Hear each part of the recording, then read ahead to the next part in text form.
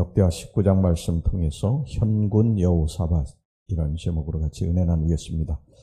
여호사밧은 남왕국 유다의 제4대 왕이죠. 약 25년간 통치했습니다.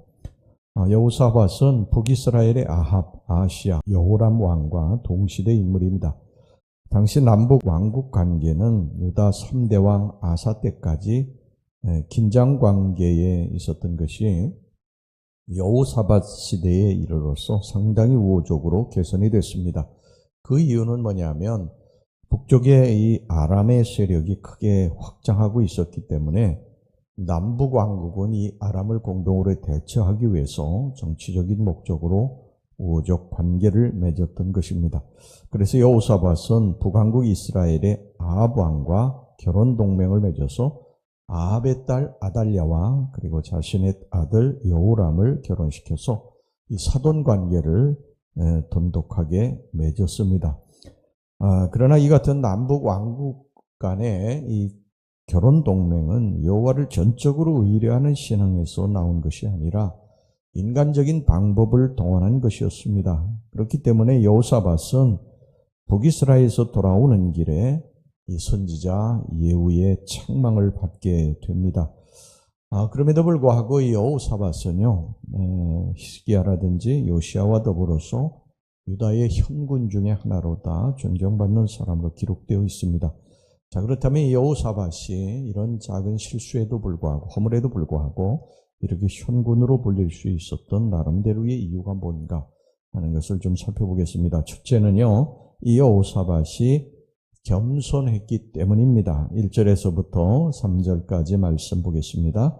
유다왕 여호사밧이 평안히 예루살렘에 돌아와서 그의 궁으로 들어가니라. 하나님의 아들 선견자 예후가 나가서 여호사밧 왕을 맞아 이르되 왕이 악한 자를 돕고 여호와를 미워하는 자들을 사랑하는 것이 옳으니까 그러므로 여호와께로부터 진노하심이 왕에게 임하리이다. 그러나 왕에게 선한 일도 있으니 이는 왕이 아세라 목상들을 이 땅에서 없애고 마음을 기울여 하나님을 찾음이니이다 하였더라. 이 여호사밧은 아합을 도와서 길랏 라못 전투에 참전하고 돌아오는 길에 이 선견자 예후를 만나서 책망을 들었다고 그랬습니다.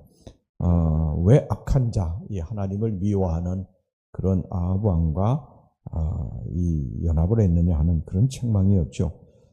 사실 이 당시 상황으로 볼 때 이스라엘과 유다를 위협하는 아람에 대항해서 힘을 합치는 것은 남쪽 북쪽이 힘을 합치는 것은 크게 잘못된 것 같이 보이지는 않습니다. 하지만 중요한 건 뭐냐면 하나님께서 그것을 이렇게 좋게 보시지 않으셨다는 거예요.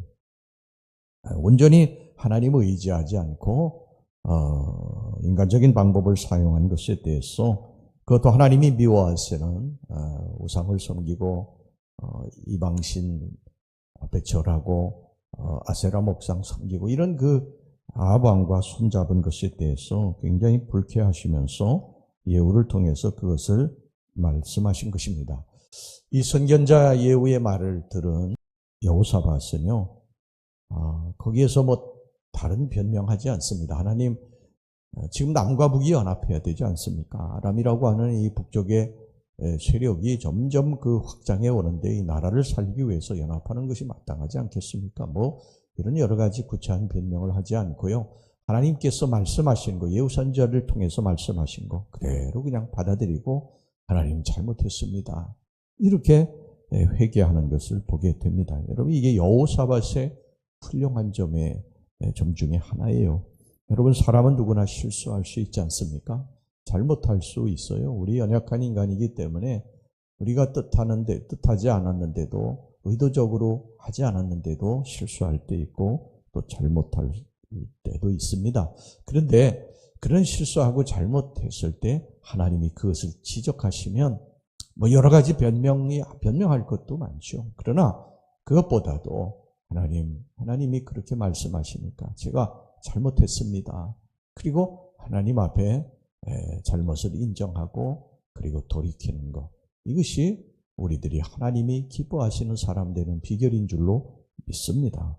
자, 그 다음에 이 여호사밧은요, 회개했습니다. 돌아섰어요. 4절에서부터 7절까지 말씀 보겠습니다. 여호사밧이 예루살렘에 살더니 다시 나가서 부엘세바에서부터 에브라임 산지까지 민간에 두루 다니며 그들을 그들의 조상들의 하나님 여호와께로 돌아오게 하고 또 유다 온 나라의 견고한 성읍에 재판관을 세우되 성읍마다 있게 하고 재판관들에게 이르되 너희가 재판하는 것이 사람을 위하여 할 것인지 여호와를 위하여 할 것인지를 잘 살피라. 너희가 재판할 때에 여호와께서 너희와 함께 하심이니라. 그런즉 너희는 여호와를 두려워하는 마음으로 삼가 행하라.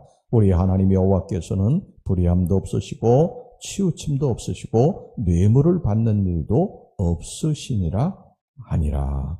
여호사밧은 선지자 예후의 책망을 듣고 자기 잘못을 인정했을 뿐 아니라 즉각 회개했습니다. 여호사밧은 일국의 왕으로서 비록 잘못된 판단으로 전쟁에 참여했고 악한 왕과 연합하는 우를 범했다 할지라도 누구에게 책망받을 필요는 사실 없죠.